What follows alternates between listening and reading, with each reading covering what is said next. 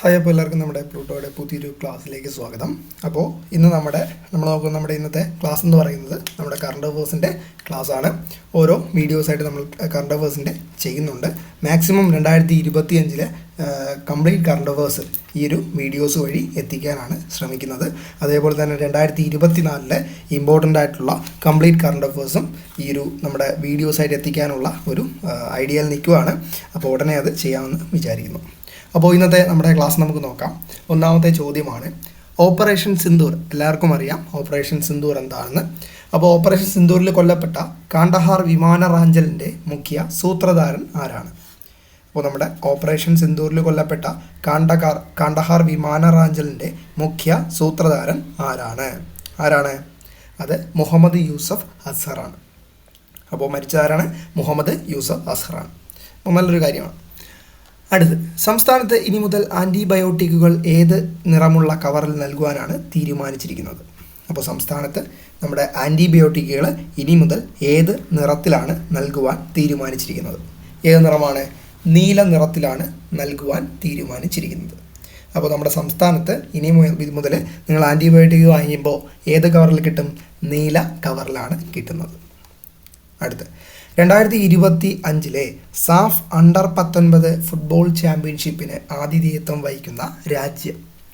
ഇപ്പോൾ 2025 SAFF under 19 football ചാമ്പ്യൻഷിപ്പിന് ആതിഥേയത്വം വഹിക്കുന്ന രാജ്യം ഏതാണ്? നമ്മുടെ ഇന്ത്യയാണ്. അപ്പോൾ 2025 സാഫ് അണ്ടർ 19 ഫുട്ബോൾ ചാമ്പ്യൻഷിപ്പിന് ആതിഥേയത്വം വഹിക്കുന്ന രാജ്യം ഏതാണ്ടാ? നമ്മുടെ ഇന്ത്യയാണ്. അടുത്ത ചോദ്യം, വിസ്ഡൻ ക്രിക്കറ്റ് മാസിക 2024 ലീഡിംഗ് വനിതാ ക്രിക്കറ്ററായി തിരഞ്ഞെടുക്ക ഇന്ത്യൻ താരമാർ.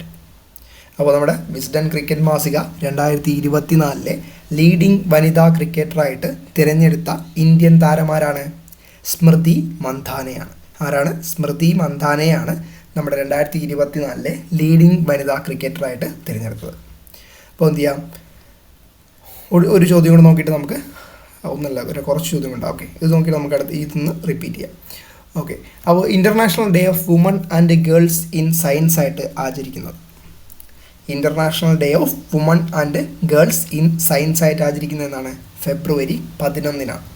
അപ്പോൾ international day of woman and girls in science ആയിട്ട് ആചരിക്കുന്നത് എന്നാണ്? ഫെബ്രുവരി 11.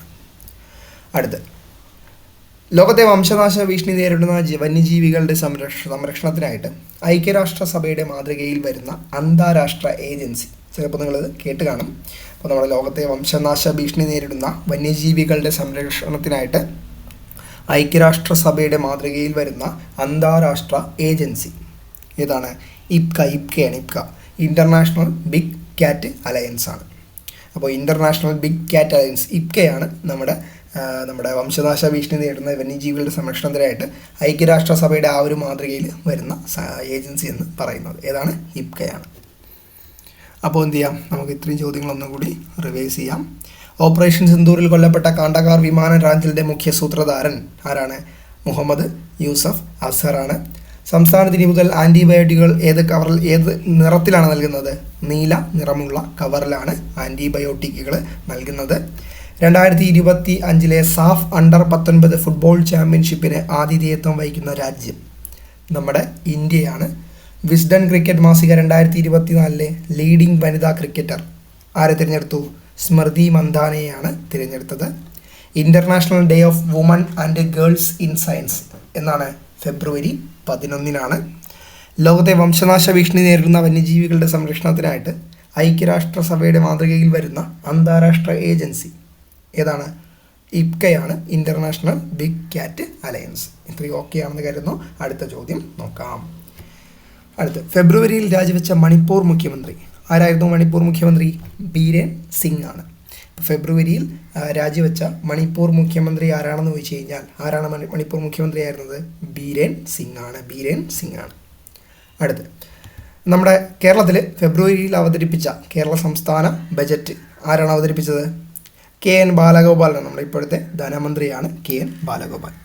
അപ്പോൾ ഫെബ്രുവരിയിൽ കേരള സംസ്ഥാന ബജറ്റ് നിയമസഭയിൽ അവതരിപ്പിച്ച ആരാണ്? KN ബാലഗോപാലാണ്. അടുത്ത്, ഇന്ത്യയിലെ ആദ്യത്തെ ഗ്രാമ കോടതിയുള്ള മണ്ഡലം തിരുവനന്തപുരം ജില്ലയിലെ വാമനപുരത്താണ്. അപ്പോൾ ഇന്ത്യയിലെ ആദ്യത്തെ ഗ്രാമ കോടതിയുള്ള മണ്ഡലം ഏതാണ്?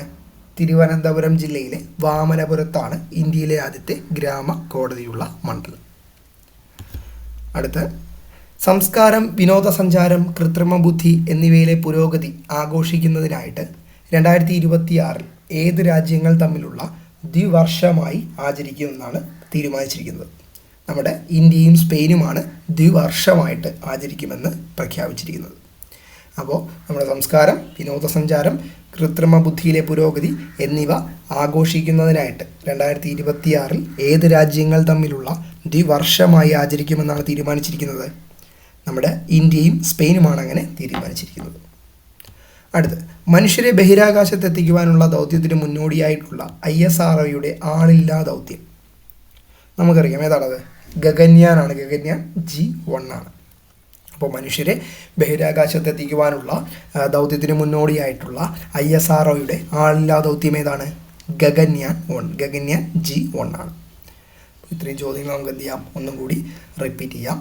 ഫെബ്രുവരിയിൽ രാജിവെച്ച മണിപ്പൂർ മുഖ്യമന്ത്രി ആരാണ്? ബീരേൻ സിംഗ് ആണ്. കേരള സംസ്ഥാന ബജറ്റ് ഫെബ്രുവരിയിൽ നിയമസഭയിൽ അവതരിപ്പിച്ച ആരാണ്? നമ്മുടെ KN ബാലഗോപാലാണ്. ഇന്ത്യയിലെ ആദ്യത്തെ ഗ്രാമ കോടതിയുള്ള മണ്ഡലം ഏതാണ്? അത് തിരുവനന്തപുരം ജില്ലയിലെ വാമനപുരമാണ്. സംസ്കാരം, വിനോദസഞ്ചാരം, കൃത്രിമ ബുദ്ധിയിലെ പുരോഗതി എന്നിവ ആഘോഷിക്കുന്നതിനായിട്ട് 2026 ഏത് രാജ്യങ്ങൾ തമ്മിലുള്ള ദ്വിവർഷമായിട്ട് ആചരിക്കുമെന്നാണ് തീരുമാനിച്ചത്? ഇന്ത്യയും സ്പെയിനുമായിട്ട് ദ്വിവർഷം ആചരിക്കുമെന്നാണ് തീരുമാനിച്ചത്. അടുത്ത് മനുഷ്യരെ ബഹിരാകാശത്തെത്തിക്കുവാനുള്ള ദൗത്യത്തിന് മുന്നോടിയായിട്ടുള്ള ISROയുടെ ആളില്ലാ ദൗത്യം ഏതാണ്? അത് ഗഗൻയാൻ 1 ആണ്. ഗഗൻയാൻ G1. അപ്പോൾ ഇത്രയും ഓക്കെ ആണെന്ന് കരുതുന്നു. അടുത്ത ചോദ്യം നോക്കാം. ഫെബ്രുവരിയിൽ ഏതു ചിത്രത്തിൻ്റെ പ്രത്യേക പ്രദർശനമാണ് പാർലമെൻറ്റിൽ സംഘടിപ്പിക്കുവാൻ തീരുമാനിച്ചത്? ഏതാണ്? Ramayana, the legend of Prince Rama. അപ്പോൾ ഫെബ്രുവരിയിൽ നമ്മുടെ പാർലമെൻറ്റിൽ ഏത് ചിത്രത്തിൻ്റെ പ്രത്യേക പ്രദർശനമാണ് സംഘടിപ്പിക്കുവാൻ തീരുമാനിച്ചത്? Ramayana, the legend of Prince Rama. രാജ്യത്തെ ആദ്യത്തെ ഹണി പാർക്ക് എവിടെയാണ്? മഹാരാഷ്ട്രയിലെ മഹാബലേശ്വറിലാണ്. അപ്പോൾ രാജ്യത്തെ ആദ്യ ഹണി പാർക്ക് എവിടെയാണ് വന്നത്? നമ്മുടെ മഹാരാഷ്ട്രയിലെ മഹാബലേശ്വറിലാണ് രാജ്യത്തെ ആദ്യത്തെ ഹണി പാർക്ക് നിലവിൽ വന്നത്. ഓക്കെ ആണല്ലോ. അടുത്ത് രക്തസാക്ഷി ദിനം എന്നാണ്? ജനുവരി 30-നാണ് രക്തസാക്ഷി ദിനമായിട്ട് ആചരിക്കുന്നത്. അപ്പോൾ രക്തസാക്ഷി ദിനം എന്നാണ് ജനുവരി 30-നാണ് രക്തസാക്ഷി ദിനം ആചരിക്കുന്നത്. റംസാർ കൺവെൻഷൻ്റെ കീഴിൽ അംഗീകൃത തണ്ണീർത്തട നഗരങ്ങളുടെ പട്ടികയിൽ ചേർന്ന 2 ഇന്ത്യൻ നഗരങ്ങൾ. അപ്പോൾ റംസാർ കൺവെൻഷൻ ചിലപ്പോൾ ചാൻസ് ഉള്ള ചോദ്യമാണ്. ഏതൊക്കെയാണ്? ഇൻഡോറും ഉദയ്പൂറുമാണ്. അപ്പോൾ റംസാർ കൺവെൻഷൻ്റെ കീഴിൽ അംഗീകൃത തണ്ണീർത്തട നഗരങ്ങളുടെ പട്ടികയിൽ ചേർന്ന 2 ഇന്ത്യൻ നഗരങ്ങൾ ഏതൊക്കെയാണ്? ഇൻഡോറും ഉദയ്പൂറുമാണ്. അപ്പോൾ റംസാർ കൺവെൻഷൻ്റെ കീഴിൽ അംഗീകൃത തണ്ണീർത്തട നഗരങ്ങളുടെ പട്ടികയിൽ ചേർന്ന 2 ഇന്ത്യൻ നഗരങ്ങൾ ഏതൊക്കെയാണ്? ഇൻഡോറും ഉദയ്പൂറുമാണ്. അടുത്ത് inland waterways authority of India IWAI 6ാമത്തെ റീജിയണൽ ഓഫീസായി മാറിയ നഗരം. അപ്പോൾ നമ്മുടെ ഇൻലാൻഡ് വാട്ടർവേസ് അതോറിറ്റി ഓഫ് ഇന്ത്യയുടെ 6ാമത്തെ റീജിയണൽ ഓഫീസായിട്ട് മാറിയ നഗരം ഏതാണ്? വാരാണസിയാണ്. ഏതാണ്? വാരാണസിയാണ് ഇതിൻ്റെ ഓഫീസായിട്ട് മാറിയ നഗരം. നമ്മുടെ ഇൻലാൻഡ് വാട്ടർവേസ് അതോറിറ്റി ഓഫ് ഇന്ത്യയുടെ 6ാമത്തെ റീജിയണൽ ഓഫീസ് എവിടെയാണ്? വാരാണസിയിലാണ്. അപ്പോൾ ഇത്രയും ചോദ്യങ്ങൾ ഒന്നുകൂടി നോക്കാം. അപ്പോൾ ഫെബ്രുവരിയിൽ ഏതു ചിത്രത്തിൻ്റെ പ്രത്യേക പ്രദർശനം പാർലമെൻറ്റിൽ സംഘടിപ്പിക്കാൻ തീരുമാനിച്ചു? Ramayana, the legend of Prince Rama. രാജ്യത്തെ ആദ്യത്തെ ഹണി പാർക്ക് എവിടെയാണ്? മഹാരാഷ്ട്രയിലെ മഹാബലേശ്വറിലാണ്. രക്തസാക്ഷി ദിനമെന്നാണ്? ജനുവരി 30-നാണ്. റംസാർ കൺവെൻഷൻ്റെ കീഴിൽ അംഗീകൃത തണ്ണീർത്തട നഗരങ്ങളുടെ പട്ടികയിൽ ചേർന്ന 2 ഇന്ത്യൻ നഗരങ്ങൾ ഏതൊക്കെയാണ്? ഇൻഡോറും ഉദയ്പൂരുമാണ്. ഇൻലാൻഡ് വാട്ടർവേസ് അതോറിറ്റി ഓഫ് ഇന്ത്യയുടെ 6ാമത്തെ റീജിയണൽ ഓഫീസ് എവിടെയാണ്? അത് വാരണാസിയിലാണ്. ഇത്രയും നമ്മൾ നോക്കി. അടുത്ത ചോദ്യം നോക്കാം. Trajan 155 mm towed artillery gun.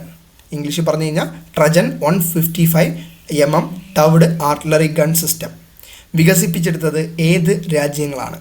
ഏതൊക്കെ രാജ്യങ്ങളാണ്? ഇന്ത്യയും ഫ്രാൻസുമാണ് വികസിപ്പിച്ചെടുത്തത്. അപ്പോൾ Trajan 155M towed artillery gun system വികസിപ്പിച്ചെടുത്തത് ഏത് രാജ്യങ്ങൾ ആണ്? ഏത് രാജ്യങ്ങളാണ്ടാ? ഇന്ത്യയും ഫ്രാൻസുമാണ് അത് വികസിപ്പിച്ചെടുത്തത്. അപ്പോൾ Trajan 155M towed artillery gun system വികസിപ്പിച്ചെടുത്തത് ഏത് രാജ്യങ്ങളാണ്? ഇന്ത്യയും ഫ്രാൻസുമാണ് വികസിപ്പിച്ച് എടുത്തത്. അപ്പോൾ അടുത്ത ചോദ്യം, ലോകത്തിലെ ഏറ്റവും വലിയ ഡാറ്റാ സെൻറ്റർ റിലയൻസ് ഇൻഡസ്ട്രീസിൻ്റെ ഭാഗമായിട്ട് നിലവിൽ വരുന്നത് എവിടെയാണ്? അത് ഗുജറാത്തിലെ ജാംനഗറിലാണ്. അപ്പോൾ ലോകത്തിലെ ഏറ്റവും വലിയ ഡാറ്റാ സെൻറ്റർ എവിടെ വരുന്നു? ഗുജറാത്തിലെ ജാംനഗറിലാണ് ലോകത്തിലെ ഏറ്റവും വലിയ ഡാറ്റാ സെൻറ്റർ നിലവിൽ വരുന്നത്. ഓക്കെ ആണല്ലോ.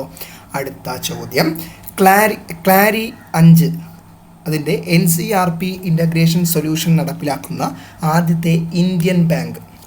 അപ്പോൾ നമ്മുടെ ക്ലാരി 5 അപ്പോൾ NCRP ഇൻ്റഗ്രേറ്റഡ് സൊല്യൂഷൻ നടപ്പിലാക്കുന്ന ആദ്യത്തെ ഇന്ത്യൻ ബാങ്ക് ഏതാണ്? പഞ്ചാബ് നാഷണൽ ബാങ്കിലാണ് ഈ ഒരു ക്ലാരി 5 അതിൻ്റെ NCRP ഇൻ്റഗ്രേറ്റഡ് റെസൊല്യൂഷൻ നടപ്പിലാക്കുന്നത്. അപ്പോൾ ക്ലാരി 5 NCRP ഇൻ്റഗ്രേഷൻ റെസൊല്യൂഷൻ നടപ്പിലാക്കുന്ന ആദ്യത്തെ ഇന്ത്യൻ ബാങ്ക് ഏതാണ്? അത് പഞ്ചാബ് നാഷണൽ ബാങ്കാണ്. അടുത്ത്, ഇന്ത്യൻ റേഡിയോളജിക്കൽ ആൻഡ് ഇമേജിംഗ് അസോസിയേഷൻ്റെ ലൈഫ് ടൈം അച്ചീവ്മെൻറ്റ് പുരസ്കാരത്തിന് അർഹനായ വ്യക്തി.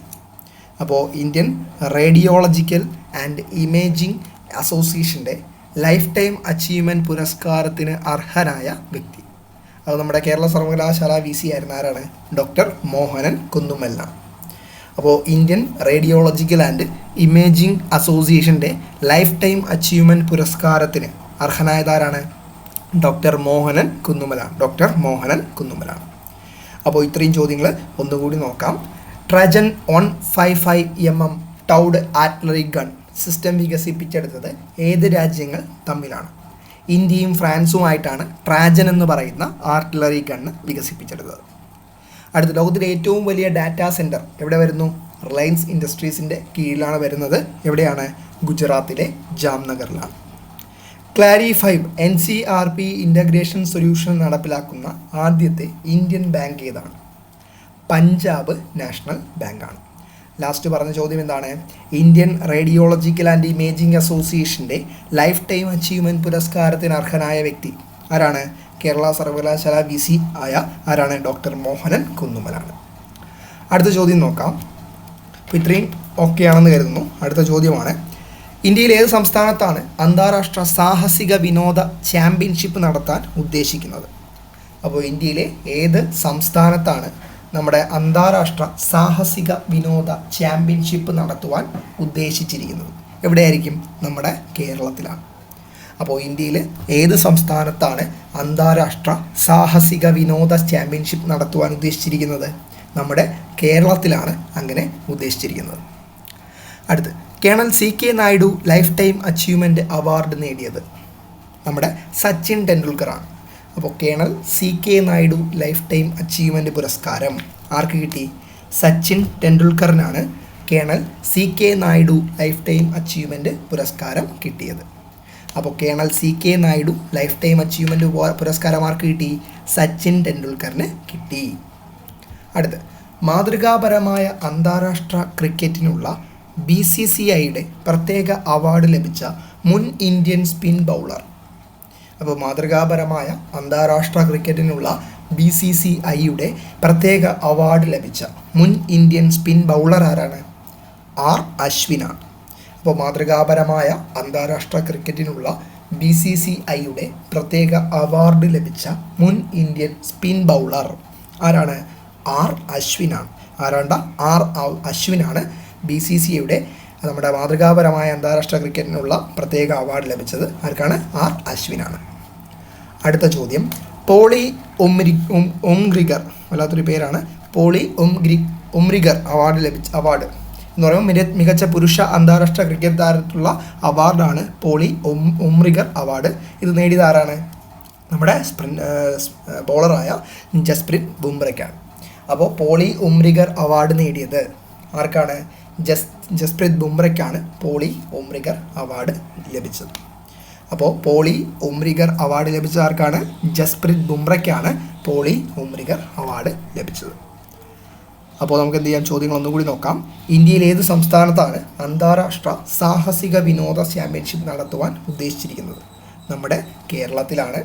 Colonel CK Naidu life time achievement award ആർക്ക് കിട്ടി? സച്ചിൻ ടെണ്ടുൽക്കറിന് കിട്ടി.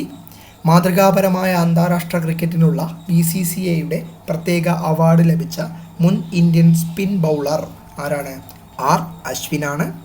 പോളി ഉംരിഗർ അവാർഡ് ലഭിച്ച വ്യക്തി ആരാണ്? അന്താരാഷ്ട്ര ക്രിക്കറ്റിലെ മികച്ച താരത്തിന് കൊടുക്കുന്ന പുരസ്കാരമാണ് പോളി ഉംരിഗർ അവാർഡ്. ഇത് ലഭിച്ച ആർക്കാണ്? നമ്മുടെ ബുംറയ്ക്കാണ്. അപ്പോൾ ഇത്രയും ചോദ്യങ്ങളാണ് നമ്മൾ നോക്കിയത്. അപ്പോൾ എന്തെങ്കിലും നിങ്ങളുടെ സജഷൻസോ എന്തെങ്കിലും ഉണ്ടെങ്കിൽ താഴെ ഒന്ന് കമൻറ്റ് ചെയ്ത് അറിയിക്കുക. അടുത്ത വീഡിയോയിൽ അടുത്ത് കുറച്ച് ചോദ്യങ്ങളുമായിട്ട് നമുക്ക് കാണാം. ഇത്രയും ഓക്കെ ആണെന്ന് കരുതുന്നു. ഓക്കെ അല്ലേ? ഓക്കെ ആണെന്നാണ് വിചാരിക്കുന്നത്. ഓക്കെ ആണല്ലോ?